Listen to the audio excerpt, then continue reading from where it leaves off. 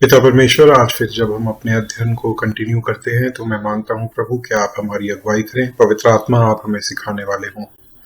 प्रभु यीशु के नाम से ये प्रार्थना मैं मांगता हूँ, आमीन। दोस्तों, आज हम एक और महत्वपूर्ण घटना कलीसिया के अंदर देखेंगे। कलीसिया की जब स्थापना हुई तो किस तरह से सुसमाचार जो था वो अन्य जातियों तक भी पहुंचा। और इस जो आज हम पढ़ेंगे प्रेरितों के काम, उसका 10वां अध्याय, उसको आप ये दिमाग में रख के पढ़िएगा कि उस समय जो यहूदी थे वो अन्य जातियों को एक तरह से गंदा मानते थे, अनक्लीन मानते थे, क्योंकि जो भी सेरेमोनियल लॉज थे वो उन्हें नहीं पता थे और नीची दृष्टि थे यहूदी लोग बाकी सबको देखते थे। लेकिन जो घटना आज हम पढ़ेंगे उसके बाद और काफी घटनाओं में भी प्रभु ने ये बताया कि सब एक समान है। यहूदी, अन्य जाति, सब पापी हैं, सब ने पाप किया है और परमेश्वर की महिमा से रहित हैं। और यीशु मसीह में अनुग्रह के द्वारा जब हम विश्वास में आते हैं, हमारी आत्मा बचाई जाती है, तो परमेश्वर की दृष्टि में हम सब एक समान हैं। इंग्लिश में बहुत अच्छा लिखा है कि God is not a respecter of persons. और ये लाइन बाइबल में बार बार रिपीट होती है कि प्रभु किसी का पक्षपात करने वाले परमेश्वर नहीं है। तो आज भी जब हम मसीह में हैं, हो सकता है हम दूसरे धर्म से, दूसरी जातियों से आए हों, लेकिन एक बार अगर हम मसीह में आ गए तो हम सब एक हो गए हैं। मसीह के अंदर कोई ऊंची जात, कोई नीची जात, कोई पिछला वर्ग, कोई अगला वर्ग, जन्म जहां पे आपका हुआ या आपका जो लास्ट नेम है, आपके नाम के आधार पे कोई आगे पीछे नहीं है। तो इस बात को याद रखते हुए हम आज की घटना देखते हैं। यहाँ पे इस तरह से लिखा है, कैसरिया में कॉर्नेलियस नामक एक मनुष्य था जो इतालियानी नाम सैन्य दल का सूबेदार था। वह भक्त था और अपने सारे घराने समेत परमेश्वर से डरता था। परमेश्वर मतलब यहाँ पे पिता परमेश्वर से है। प्रभु यीशु का सुसमाचार शायद उसे नहीं पता था। और यहूदी लोगों को बहुत दान देता और बराबर परमेश्वर से प्रार्थना करता था। उसने दिन से तीसरे पहर के निकट दर्शन में स्पष्ट रूप से देखा कि परमेश्वर के एक स्वर्गदूत ने उसके पास भीतर आकर कहा, हे कॉर्नेलियस। उसने उसे ध्यान से देखा और डर कर कहा, हे स्वामी। अब देखिए, यहाँ पे भी जब भी किसी को स्वर्गदूत का दर्शन होता है तो वो डर जाता है, और जहां परमेश्वर का दर्शन है वहां तो बिल्कुल ही वो औंधे मुंह जमीन पे गिर जाते हैं। तो कॉर्नेलियस ने कहा, हे स्वामी, क्या है? उसने उससे कहा, तेरी प्रार्थनाएं और तेरे दान स्मरण के लिए परमेश्वर के सामने पहुंचे हैं। देखिए, यहाँ पे भी हम ये कह सकते हैं कि दान देना अच्छी बात है, लेकिन किसी से डरा के ये कहना कि अगर आप दान नहीं दोगे तो आपके पैसे हॉस्पिटल में निकल जाएंगे या कोर्ट्स में वकीलों पे निकल जाएंगे, ये अच्छा नहीं है। नए नियम में जो भी दान है वो एक आनंदित मन से दिया जाने वाला दान है, लेकिन मसीह लोग जो है हमें दान देना चाहिए। यहाँ पे भी वो बताते हैं, तेरी प्रार्थनाएं और तेरा दान स्मरण के लिए परमेश्वर के सामने पहुंचे हैं। और अब याफा में मनुष्य भेजकर शमौन को, जो पतरस कहलाता है, बुलवा ले। वह शमौन चमड़े का धंधा करने वाले के यहाँ अतिथि है। ये हमने पिछली बार पढ़ा था कि वहां पे वो रुके हुए थे, जिसका घर समुद्र के किनारे है। जब वह स्वर्गदूत जिसने उससे बातें की थी चला गया, तो उसने 2 सेवक और जो उसके पास उपस्थित रहा करते थे उनमें से एक भक्त सिपाही को बुलाया, बिलीवर सिपाही को बुलाया, believer in the Jewish God, यहोवा परमेश्वर के ऊपर, याहवे परमेश्वर के ऊपर विश्वास रखने वाले, और उन्हें सब बातें बताकर याफा को भेजा। देखिए, अगर वो नॉन बिलीवर को बताता तो वो शायद समझ नहीं पाता या हंसने लगता, तो यहाँ पे उसने एक विश्वासी को ही भेजा। दूसरे दिन जब वे चलते चलते नगर के पास पहुंचे, जो सिपाही कॉर्नेलियस ने भेजे थे पीटर को लाने के लिए, तो दोपहर के निकट पतरस छत पर प्रार्थना करने चढ़ा। उसे भूख लगी और कुछ खाना चाहता था, परंतु जब वे तैयार कर रहे थे तो वह बेसुध हो गया। देखिए, कितनी बार परमेश्वर ने, हम वचन में देखते हैं, लोगों से तब बात करी जब वो प्रार्थना करने गए। तो इसीलिए हम भी अगर एक समय निकाल के, या जब हम खाली बैठे हैं, अगर मैं इतना तक कहूंगा कि अगर आपको लग रहा है कि मैं बोर हो रहा हूं, तो अपने फोन को साइड में रख के अगर हम प्रार्थना में समय बिताएं, तो हो सकता है कोई ऐसी बात हमें परमेश्वर से सुनने के लिए मिले जो हमारे लिए और हमारे माध्यम से औरों के लिए भी आशीष का कारण बने। तो उसे बेसुध हो गया वो, और उसने देखा कि आकाश खुल गया। अब ये विजन पीटर को नजर आ रहा है, और एक बड़ी चादर पात्र के समान चारों कोनों से लटकाया हुआ पृथ्वी की ओर उतर रहा है, जिसमें पृथ्वी के सब प्रकार के चौपाए और रेंगने वाले जंतु और आकाश के पक्षी थे। और उसे एक ऐसी वाणी सुनाई दी, हे पतरस, उठ, मार और खा। परंतु पतरस ने कहा, नहीं प्रभु, कदापि नहीं, क्योंकि मैंने कभी कोई अपवित्र या अशुद्ध वस्तु नहीं खाई है। और यहाँ पे देखिए वही बात है कि ये अपवित्र लोग हैं, ये अशुद्ध लोग हैं, ये गंदे लोग हैं। फिर दूसरी बार उसे वाणी सुनाई दी, जो कुछ परमेश्वर ने शुद्ध ठहराया है उसे तू अशुद्ध मत कह। 3 बार ऐसा ही हुआ। तब तुरंत वह चादर आकाश पर उठा लिया गया। जब पतरस अपने मन में दुविधा में था कि यह दर्शन जो मैंने देखा है क्या है, तब वे मनुष्य जिन्हें कॉर्नेलियस ने भेजा था शमौन के घर का पता लगाकर द्वार पर आ खड़े हुए। अब देखिए परमेश्वर की टाइमिंग जो है बहुत चीजों की, वो एकदम परफेक्ट होती है। और पुकार कर पूछने लगे, क्या शमौन जो पतरस कहलाता है यहाँ पर अतिथि है? और ये घर तो उस चमड़े वाले का था, है ना। पतरस जो उस दर्शन पर सोच ही रहा था कि आत्मा ने उससे कहा, देख, 3 मनुष्य तुझे खोज रहे हैं, अतः उठकर नीचे जा और निसंकोच उनके साथ हो ले, क्योंकि मैंने ही उन्हें भेजा है। तब पतरस ने नीचे उतरकर उन मनुष्यों से कहा, देखो, जिसको तुम खोज रहे हो वो मैं ही हूं, तुम्हारे आने का क्या कारण है? उन्होंने कहा, कॉर्नेलियस सूबेदार, जो धर्मी और परमेश्वर से डरने वाला और सारी यहूदी जाति में सुनाम मनुष्य है, उसने एक पवित्र स्वर्गदूत से यह निर्देश पाया है कि तुझे अपने घर बुलाकर तुझसे उपदेश सुने। तब उसने उन्हें भीतर बुलाकर उनको रहने की जगह दी, और दूसरे दिन वह उनके साथ गया। यानी कि रास्ता लंबा होगा तो उनको रेस्ट करवाया और अगले दिन उनके साथ गया। इस आदमी के लिए भी कुछ बोलना चाहिए जो चमड़े का व्यापार करता था समुद्र किनारे, और उसने अपना घर खोल रखा था परमेश्वर के काम के लिए। और याफा के भाइयों में से कुछ उसके साथ हो लिए। दूसरे दिन वे कैसरिया में पहुंचे, और कॉर्नेलियस अपने कुटुंबियों और प्रिय मित्रों को इकट्ठा करके उनकी प्रतीक्षा कर रहा था। देखिए कॉर्नेलियस भी, उसको शायद ये पता था कि उपदेश सुनना है और पीटर आएगा, तो उसने विश्वास के द्वारा अपने कुटुंबियों को और अपने प्रिय मित्रों को इकट्ठा करके रखा था। तो हमें भी अगर कोई परमेश्वर का जन आ रहा है वचन सुनाने घर पे, या कोई मीटिंग हम ऑर्गेनाइज कर रहे हैं, तो अगर हो सके, मैं समझता हूं कि आसान नहीं होता समाज में एक दूसरों को बुलाना, खासकर जो गैर विश्वासी हैं, पर अगर आप उन्हें भी बुलाएंगे तो शायद वो भी आशीष पाएं, और उनको आप खुद अगर सुसमाचार नहीं सुना सकते तो किसी और के माध्यम से उन तक सुसमाचार पहुंच जाएगा, है ना। तो ये एक अच्छी बात है। तो इस पे भी सोचिएगा कि मीटिंग्स वगैरह में आसपास के लोगों को आप बुला सकते हैं। जब पतरस भीतर आ रहा था तो कॉर्नेलियस ने उससे भेंट की और उसके पांवों पर गिरकर उसको प्रणाम किया। परंतु पतरस ने उसे उठाकर कहा, खड़ा हो, मैं भी तो मनुष्य ही हूं। देखिए कई प्रचारक हैं जो सुपरस्टार प्रचारक हैं, उन्हें ये चीज बहुत अच्छी लगती है, बॉडीगार्ड्स के साथ चलना, लोग जब उनके पैरों में गिने या उन्हें बहुत रिस्पेक्ट दें। किसी भी मनुष्य को होगा, उन्हें एक ईगो बूस्ट मिलता है इस चीज से कि हाँ मैं भी कुछ हूं दुनिया में।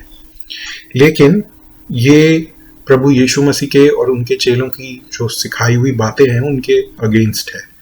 ये ह्यूमिलिटी नहीं है, ये प्राइड है। लेकिन यहाँ पर हम देखते हैं कि जैसे ही वो पैरों पर गिरा, पीटर ने उसे उठाया और कहा, मैं भी तेरी तरह मनुष्य हूं, और उसके साथ बातचीत करता हुआ भीतर गया और बहुत से लोगों को इकट्ठे देखकर उनसे कहा, तुम जानते हो कि अन्य जाति की संगति करना या उनके यहाँ जाना यहूदी के लिए अधर्म है। अब देखिए पीटर भी अपनी टेस्टिमनी उनके साथ ओपनली शेयर कर रहा है, जो कि एक आशीष का कारण सबके लिए होगा। परंतु परमेश्वर ने मुझे बताया है कि किसी मनुष्य को अपवित्र या अशुद्ध ना कहूं। अब देखिए पीटर में इतनी मैच्योरिटी थी कि वो समझ गया था कि जो चादर में गलत कह रहा हूँ, अन्य विभिन्न विभिन्न प्रकार के जो जानवर थे जिनको खाना पुराने नियम के हिसाब से यहूदियों के लिए उचित नहीं था, वो वहां जानवरों की और खाने की बात नहीं हो रही पर मनुष्यों की बात हो रही है। पीटर के अंदर इतनी मैच्योरिटी थी कि वो उस बात को समझ गया था। तो अगर कभी ये विषय कहीं पे डिस्कस हो कि क्या हम कुछ भी खा सकते हैं, तो इस पैसेज को कोट करना, प्रेरितों के काम उसके 10वें अध्याय को, कि वहां चादर में सारे प्रकार के जानवर थे और परमेश्वर ने कहा मार कर खा ले, ये डाइटरी लॉ के बारे में नहीं था, ये अन्य जातियों के बारे में था। ठीक है, तो ये इस पैसेज को यूज मत करिएगा ये बताने के लिए कि हम कुछ भी खा सकते हैं। उसके लिए अलग पैसेजेस हैं जहां पे दिया हुआ है कि कोई भी वस्तु हम धन्यवाद देके खा सकते हैं, पवित्र हो जाती है वो परमेश्वर के नाम से। इसलिए मैं जब बुलाया गया तो उसने बताई अपनी गवाही कि अपवित्र या अशुद्ध ना कहूं, परमेश्वर ने मुझे सिखाया। इसलिए मैं जब बुलाया गया तो बिना कुछ कहे चला आया। अब मैं पूछता हूं कि मुझे किस काम के लिए बुलाया है। तो कॉर्नेलियस ने, अब जब पीटर ने अपनी बात बता दी तो कॉर्नेलियस अपनी बात बताता है। 4 दिन पहले इसी समय मैं अपने घर में तीसरे पहर को प्रार्थना कर रहा था। कॉर्नेलियस भी प्रार्थना कर रहा था, पीटर भी प्रार्थना कर रहा था, कॉर्नेलियस भी प्रार्थना कर रहा था कि एक पुरुष चमकीला वस्त्र पहने हुए मेरे सामने आ खड़ा हुआ। अब देखिए, जहां भी एंजल्स का जिक्र है ना, वहां चमकीले वस्त्र, श्वेत वस्त्र, चमकते हुए लाइट। इसी वजह से जो पॉपुलर कल्चर है उसमें एंजल्स को ब्राइट व्हाइट क्लोथ्स पहने हुए दिखाया जाता है, इन सब डिस्क्रिप्शंस के आधार पे। और कहने लगा, हे कॉर्नेलियस, तेरी प्रार्थना सुन ली गई है और तेरे दान परमेश्वर के सामने स्मरण के लिए आए हैं या स्मरण किए गए हैं। इसलिए किसी को याफा भेजकर शमौन को, जो पतरस कहलाता है, बुला। वह समुद्र के किनारे शमौन जो चमड़े का धंधा करने वाले के घर में अतिथि है। तो कॉर्नेलियस ने भी उसे पूरी बात बता दी। तब मैंने तुरंत तेरे पास लोग भेजे कि तुझे भला, और तूने भला किया जो आ गया। अब हम सब यहाँ परमेश्वर के सामने हैं ताकि जो कुछ परमेश्वर ने तुझसे कहा है उसे सुने। तो देखिए, यहाँ पे इनका कोई स्पेशल नीड नहीं दर्शाया हुआ, लेकिन ये सिर्फ परमेश्वर का संदेश, परमेश्वर का सुसमाचार सुनने के लिए प्रभु ने इनको तैयार किया है। तो ये भी एक ब्लेसेड पोजीशन है जिसमें लोगों को होना चाहिए कभी कभी। तब पतरस ने मुंह खोलकर कहा, अब मुझे निश्चय हुआ कि परमेश्वर किसी का पक्ष नहीं करता। ये वही पैसेज जो मैं आपको शुरू में बता रहा था ना, कि God is not a respecter of persons. परमेश्वर पक्षपात नहीं करते, वो किसी को ज्यादा इंपॉर्टेंट या किसी को कम इंपॉर्टेंट नहीं देखते उसकी जाति के आधार पे, वरन हर जाति में जो उससे डरता और धार्मिक काम करता है वह उसे भाता है। अब इस पैसेज को यूज करके लेकिन हम ये नहीं कह सकते कि जो लोग प्रभु यीशु मसीह को नहीं जानते अपने उद्धारकर्ता के रूप में, अगर वो परमेश्वर से डरते हैं और धार्मिक काम करते हैं तो वो बचाए जाएंगे। 35 जो 35वीं आयत है, इसको यूज करके हम ये नहीं कह सकते, ठीक है। लेकिन वह उसे भाता है जो डरता है परमेश्वर से और धर्म के काम करता है। और यहाँ पे भी देखिए, परमेश्वर ने एक जरिया बनाया कि उन लोगों तक, कॉर्नेलियस तक, जो परमेश्वर का भय मानता था, उसे मानता था, परमेश्वर से प्रार्थना करता था, दान करता था, उस तक सुसमाचार पहुंचे। तो परमेश्वर चाहते हैं कि अगर कहीं कोई आदिवासी हैं जो कि इस बारे में सोचते हैं कि ये सृष्टि किसने बनाई और जिसने भी बनाई मैं उसकी आराधना करूं, तो परमेश्वर हम लोगों को इस्तेमाल करेंगे, विश्वासियों को इस्तेमाल करेंगे, जैसा कि परमेश्वर ने महान आज्ञा भी दी कि हम जाके उन लोगों तक प्रभु यीशु मसीह का सुसमाचार सुनाएं, जिससे कि उनकी आत्मा बचाई जा सके। ठीक है, तो जो वचन उसने इजरायलियों के पास भेजा, जबकि उसने यीशु मसीह के द्वारा, जो सबका प्रभु है, शांति का सुसमाचार सुनाया, वह वचन तुम जानते हो, जो यूहन्ना के बपतिस्मा के प्रचार के बाद गलील से आरंभ होकर सारे यहूदिया में फैल गया। अब यहाँ पे देखिए सेमीकोलन है, तो क्या वचन है? परमेश्वर ने किस रीति से यीशु नासरी को पवित्र आत्मा और सामर्थ्य से अभिषेक किया, वह भलाई करता और सबको जो शैतान के सताए हुए थे अच्छा करता फिरा, क्योंकि परमेश्वर उसके साथ था। और हम उन सब कामों के गवाह हैं जो उसने यहूदियों के देश और यरूशलेम में भी किए, और उन्होंने उसे काठ पर लटकाकर मार डाला। उसको परमेश्वर ने तीसरे दिन जिलाया और प्रकट भी किया है, सब लोगों को नहीं, वरन उन गवाहों को जिन्हें परमेश्वर ने पहले से चुन लिया था, अर्थात हमको जिन्होंने उसके मरे हुओं में से जी उठने के बाद उसके साथ खाया पिया। तो resurrection is also part of the gospel message. इस बात को याद रखना है। मैं पर्सनली कई बार शुरू में भूल जाता था, मैं बोलता था यीशु मसीह ने आपके पापों के लिए जान दी, लेकिन अब मैं याद रखने की कोशिश करता हूं कि यीशु मसीह ने लोगों के पापों के लिए जान दी, वो मारे गए, गाड़े गए और मुर्दों में से तीसरे दिन जी उठे। तो resurrection is also an important part of the gospel message. उसने हमें आज्ञा दी कि लोगों में प्रचार करो और गवाही दो कि यह वही है जिसे परमेश्वर ने जीवितों और मरों का न्यायी ठहराया है। उसकी सब भविष्यवक्ता गवाही देते हैं कि जो कोई उस पर विश्वास करेगा उसको उसके नाम के द्वारा पापों की क्षमा मिलेगी। देखिए, क्लियर गॉस्पेल पीटर ने उन लोगों से शेयर करी। पतरस ये बातें कह ही रहा था कि पवित्र आत्मा वचन के सब सुनने वालों के ऊपर उतर आया, और जितने खतना किए हुए विश्वासी पतरस के साथ आए थे, यानी कि जो यहूदी थे, वे सब चकित हुए कि अन्य जातियों पर भी पवित्र आत्मा का दान उंडेला गया है, क्योंकि उन्होंने उन्हें भांति भांति की भाषा बोलते और परमेश्वर की पढ़ाई करते सुना। अब देखिए, जो स्पीकिंग इन टंग्स है उसके लिए ये भी एक प्रूफ टेक्स्ट है कि कॉर्नेलियस के घर में, अब ये सब तो एक लैंग्वेज बोलते थे, यहाँ पे तो अलग अलग देश से लोग नहीं आए थे, जैसे प्रेरितों के काम दूसरे अध्याय में थे, डे ऑफ पेंटिकॉस्ट पे, लेकिन फिर भी इन्होंने अन्य भाषाओं में बोला और इसकी वजह से पता लगा कि इनके ऊपर पवित्र आत्मा उठ रहा है। लेकिन फिर भी मैं ये नहीं कहूंगा कि अन्य भाषाओं में बोलना सिर्फ एक लौता सबूत है कि आपके अंदर पवित्र आत्मा है, ठीक है। लेकिन मैं पर्सनली मना भी नहीं करता। मैं शायद ऐसा किसी को नहीं जानता पर्सनली जो कि सच में अन्य भाषा में बोलते हो, क्योंकि मैंने बहुत लोगों को बैबल करते हुए तो सुना है कि एक दो अक्षरों को बार बार रिपीट करते हैं, लेकिन प्रॉपर अन्य भाषाओं में बोलते हुए नहीं सुना है। लेकिन फिर भी मैं विश्वास करता हूं कि अन्य भाषा आज भी होती है और परमेश्वर के एक दानों में से एक है जो कुछ लोगों को शायद मिलता होगा। इस पर पतरस ने कहा, क्या अब कोई इन्हें जल से रोक सकता है कि ये बपतिस्मा न पाए, जिन्होंने हमारे समान पवित्र आत्मा पाया है? और उसने आज्ञा दी कि उन्हें यीशु मसीह के नाम से बपतिस्मा दिया जाए। अब यहाँ पे लिखा है यीशु मसीह के नाम से, इसका मतलब ये नहीं है कि आप बैप्टिज्म यीशु मसीह के नाम से दे सकते हैं। बैप्टिज्म जो है वो आइडियली पिता, पुत्र और पवित्र आत्मा तीनों के नाम से होना चाहिए और इमर्शन के द्वारा होना चाहिए, मतलब सिर्फ पानी सिर पे डाल दिया या छिड़काव कर दिया नहीं, क्योंकि वो दर्शाता है, बपतिस्मा का मतलब ये है कि आप मर रहे हो और दोबारा जी उठ रहे हो। तो एक नए जीवन जो आपने पाया है, बॉर्न अगेन एक्सपीरियंस, उसको दर्शाने का एक जरिया है बपतिस्मा। तब उन्होंने उससे विनती की कि कुछ दिन और हमारे साथ रहे।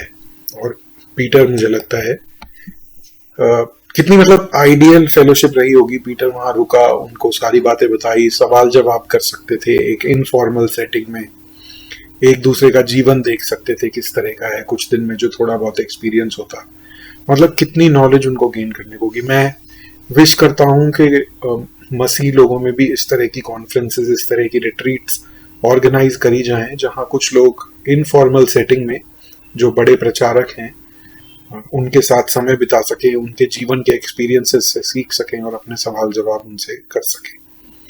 ठीक है, तो ये आज का हमारा लेसन था और आइए हम प्रार्थना में खत्म करते हैं। पिता परमेश्वर, मैं एक बार फिर से धन्यवाद करता हूँ आपके वचन के लिए जो हमें सिखाता है। और प्रभु, मैं प्रार्थना करता हूँ कि ये बातें हम याद रखें कि हम जब मसीह में हैं तो कोई ऊंच नीच, छोटी जात, ऊंची जात, ये सब चीज़ें कुछ नहीं है। कोई डिस्क्रिमिनेशन, जाति, रंग, रूप, भेद, इन सब के आधार पे भेद कोई नहीं कर सकता प्रभु। और पिता परमेश्वर, you are not a respecter of person, आप पक्षपात करने वाले परमेश्वर नहीं है। हम धन्यवाद करते हैं प्रभु कि आप भले परमेश्वर हैं, आप प्रेम करने वाले, न्याय करने वाले परमेश्वर हैं। और धन्यवाद के साथ हम आज के लेसन को भी आपके सामने रखते हुए उससे जो चीजें सीखी उनको याद रखें, हम अपने जीवन में अपनाने वाले हो सकें। ये प्रार्थना प्रभु यीशु के नाम से मांगते हैं, आमीन।